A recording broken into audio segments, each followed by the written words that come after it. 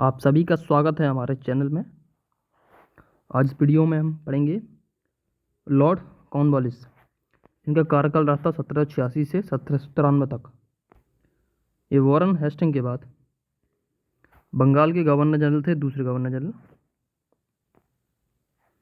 देखिए होता क्या है, 1785 में वॉरेन हेस्टिंग जो थे हमारे बंगाल के पहले गवर्नर जनरल थे, वो इंग्लैंड चले जाते हैं।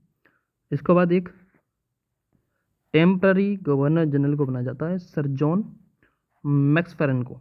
ये रहे वो सर जॉन मैक्सफेरन। ये इस पद पर रहते हैं 1785 से 1786 तक। यह लिखा है यह अस्थाई नियुक्ति पर कार्यरत थे। उसके बाद आते हैं लॉर्ड कॉर्नवालिस 1786 में। उसके बाद ये लॉर्ड कॉर्नवालिस आते हैं। इनकी ब्रिटिश संसद में अच्छी जान पहचान थी, इसकी वजह से इन्होंने खुद शर्तें रखी। उसके बाद ही इन्हें ये पद ग्रहण किया। दो शर्तें ये रखी कि 1786 में एक एक्ट लागू कराया और इसके अकॉर्डिंग जो भी बंगाल के गवर्नर जनरल की जो काउंसिल होती है 4 मेंबर्स की, स्पेशल कोई ऐसा कोई निर्णय लेना है तो उसमें उस काउंसिल को फैसले को ये रद्द कर सकते हैं। आपको याद ही होगा पिट्स इंडिया एक्ट जो वीडियो था इससे पहले, उसमें 4 लोगों की काउंसिल होती थी, उसमें वीटो पावर दी गई थी। इसके अलावा यहाँ यानी 1786 में ये स्पेशल किसी निर्णय पर फैसला लेना है तो ये अपनी काउंसिल के निर्णय को कैंसिल कर सकते थे। और उनको मुख्य सेनापति की शक्तियाँ भी मिल गई, यानी कि ये दोनों पद इनके पास थे, गवर्नर जनरल ऑफ बंगाल और साथ में मुख्य सेनापति शक्तियाँ भी इनको मिली। आगे बढ़ते हैं। इनके कार्यकाल में क्या क्या हुआ वो सब जानना जरूरी है। इनके कार्यकाल में देखिए तीसरा जो एंग्लो मैसूर युद्ध थे, 3 एंग्लो मैसूर युद्ध हुए थे। जो तीसरा युद्ध था वो इनके समय में समाप्त हुआ श्रीरंगपट्टनम की संधि के दौरान।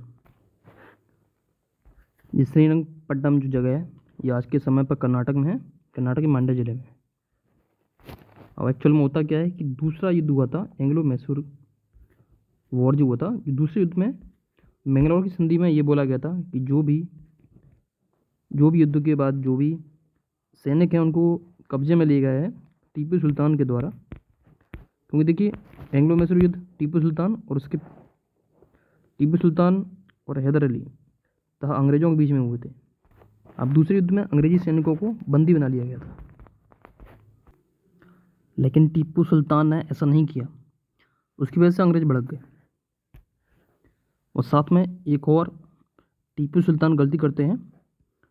टीपू सुल्तान कब्जा करना चाहते थे त्रावणकोर पे। ये त्रावणकोर है जो आज का लगभग केरल का एरिया है। त्रावणकोर एक बंदरगाह वाला राज्य हुआ करता था उस समय पे, आज भी है। वहाँ के राजा थे महाराजा धर्म राजा। वहाँ पर टीपू सुल्तान ने हमला कर दिया। वहाँ एक छोटा सा युद्ध होता है, लड़ाई होती है, नेदुमकोट्टा की लड़ाई 1789-1790 के बीच में हुई थी। इस छोटी लड़ाई में होता यह है कि जो टीपू सुल्तान है उन्हें वापस खदेड़ दिया जाता है। और त्रावणकोर जो था वो अंग्रेजों का उस समय पे मित्र राष्ट्र था। अब अंग्रेजों को भी बहाना चाहिए था टीपू सुल्तान पर हमला करने के लिए, उन्हें अच्छा बहाना मिल गया और इसी के कारण हुआ तीसरा एंग्लो मैसूर युद्ध। और जो तीसरा एंग्लो मैसूर वॉर है वो समाप्त होता है श्रीरंगपट्टनम की संधि से। इस युद्ध के साथ एंग्लो मैसूर वॉर खत्म हो गई। 1752 में संधि पे हस्ताक्षर किए गए टीपू सुल्तान द्वारा। अब देख सकते हैं ये उस समय चित्र है जब अंग्रेजों ने टीपू सुल्तान के किले पर हमला किया था। नेक्स्ट पढ़ते हैं। लॉर्ड कॉर्नवालिस के सबसे इंपॉर्टेंट टॉपिक तो यही है, परमानेंट सेटलमेंट यानी स्थायी बंदोबस्त। कुछ पढ़े या ना पढ़े ये रूल पढ़िएगा। स्थायी बंदोबस्त जो था वो अंग्रेजों ने लागू किया था, लेकिन ये क्यों लागू किया गया उससे पहले पता होना चाहिए कि जब स्थायी बंदोबस्त लागू हुआ उससे पहले कैसी सुविधाएं चल रही थी जमींदार, किसानों और ब्रिटिशर्स के बीच। कितना टैक्स वगैरह देते थे और ज़मींदार कितना किसानों से लेते थे, उस सब के बारे में डिस्कस है इसमें। जब ये बंदोबस्त लागू नहीं होता उससे पहले 5 साल तक एक तरह से कॉन्ट्रैक्ट होते थे ज़मींदारों के अंग्रेज़ों से। ज़मींदार किसानों से काम कराते थे और उसका जो भी रेवेन्यू था, राजस्व लेते थे, वो कुछ हिस्सा अंग्रेज़ों को देते थे, लेकिन कुछ फिक्स नहीं था कितना हिस्सा अंग्रेज़ों को मिल रहा है। उस समय होता यह था कि जो भी ज़्यादा अंग्रेज़ों को रुपए देगा, बोली लगती थी, जो ज़्यादा बोली लगाएगा उसको ज़मींदारी मिल जाती थी और ज़मीन के अधिकार भी।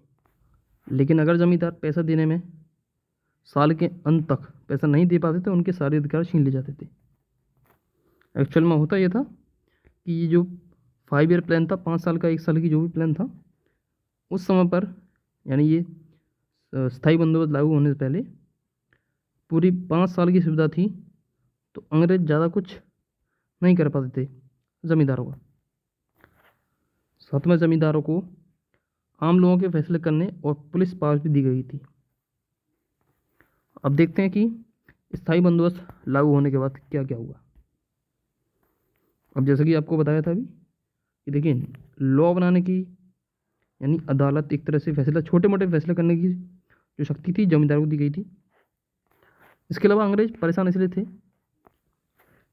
जो जमींदार थे, कुछ जमींदार रुपए दे रहे थे, कुछ रुपए दे पा रहे थे, कुछ तो ऐसे तो बिल्कुल रुपए नहीं दे पा रहे थे, और कुछ जमींदार ऐसे थे बहुत कम रुपए दे पा रहे थे, नामात्र के बराबर। तो इस वजह से कि जो रुपए थे, जो राजस्व था, अंग्रेजों ने परमानेंट कर दिया। इसी को इसका नाम दिया गया परमानेंट सेटलमेंट, स्थायी बंदोबस्त। देखते हैं क्या क्या बदलाव हुए लागू होने के बाद। देखिए, पहला बदलाव तो ये था, पुलिस की शक्तियाँ और आम अदालत के फैसले को, जो शक्तियाँ थीं जमींदार की, उसे समाप्त कर दिया गया। और आगे पढ़ेंगे कि अंग्रेजों ने कैसे कुछ कोर्ट्स बनाए, सिविल कोर्ट्स और क्रिमिनल कोर्ट्स। क्योंकि जमींदारों की शक्तियाँ ख़त्म कर दी थी, तो फैसला लेने के लिए कोई ना कोई तो होना चाहिए। सबसे मेन टॉपिक, अब जमींदारों से ये पूछा नहीं जाएगा कि ज़मीन कितना राजस्व देगी। अब जो अंग्रेज थे वो खुद सर्वे करते थे और इसी ज़मीन की कोई परमानेंट रेट फिक्स करते थे कि इतने रुपए तुम्हें साल के अंत में देने हैं। और कार्ड करने का यही था, क्योंकि कुछ ज़मींदार थे जो राजस्व दे रहे थे, कुछ ज़मींदार ऐसे थे वो बिल्कुल नहीं दे पा रहे थे। इसी कार्ड रेट फिक्स कर दी गई। और जो राजस्व लेते थे अंग्रेज, वो 89% कर दिया गया, और मात्र 11% ज़मींदार को मिलेगा, उसी में से वो किसानों को देंगे। यानी देखिए, ये ज़मींदार हैं, ये इमेज ली गई हैं, ये अंग्रेज हैं। किसान खेती करेंगे, यानी पूरी मेहनत किसान करेंगे, उसका मात्र ओवरऑल, ये दो ज़मींदार हैं, ये किसान हैं, ये अंग्रेज हैं, ये रुपया लेंगे। तो ज़मींदार किसानों को ज़मीन देंगे, रुपए कमा के पूरा ज़मींदार को दिया जाएगा किसानों द्वारा।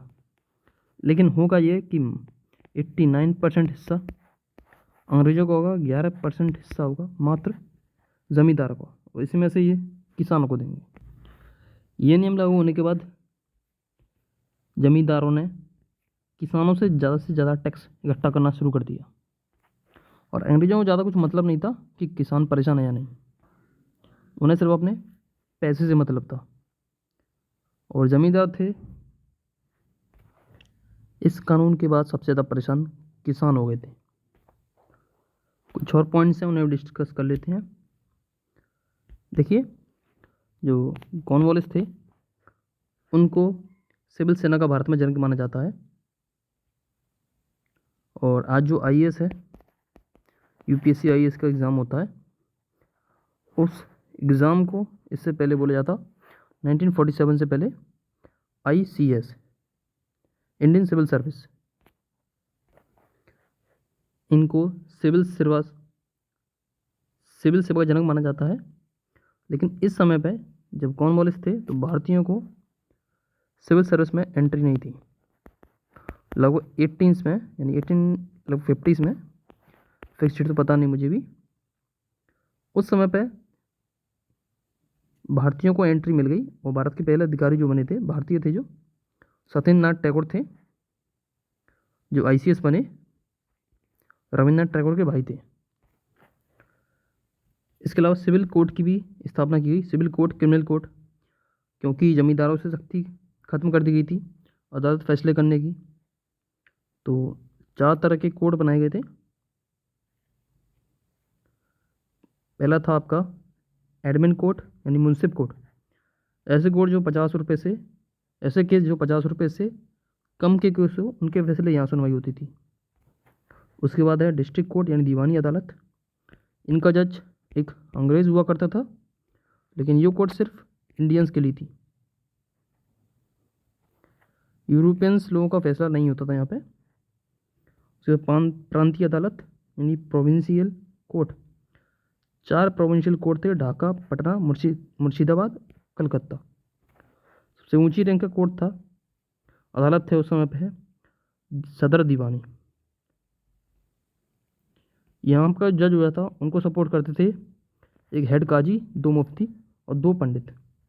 और लास्ट का पॉइंट है, और देखिए जैसा कि ये सिविल कोर्ट है उसी तरह से क्रिमिनल कोर्ट भी हुआ करता था सेम टू सेम। वहाँ जो IAS कोर्ट था उसके जो जज थे वो खुद गवर्नर जनरल हुआ करता था। और लास्ट पॉइंट है वाराणसी में संस्कृत कॉलेज की स्थापना की गई जोनाथन डंकन के द्वारा। ये भी इम्पोर्टेंट है, याद रखिएगा। तो इस टॉपिक में आज तक के लिए इतना ही। बाकी हमारा चैनल है हमारा स्टडी स्पेस, जिस पर वीडियो देख रहे हैं सब्सक्राइब करिए, लाइक करिए। अभी बहुत कम सब्सक्राइबर है, उम्मीद करता हूँ आप सब्सक्राइबर बढ़ाएंगे। बाकी अगर पसंद ना आता है तो आपकी इच्छा।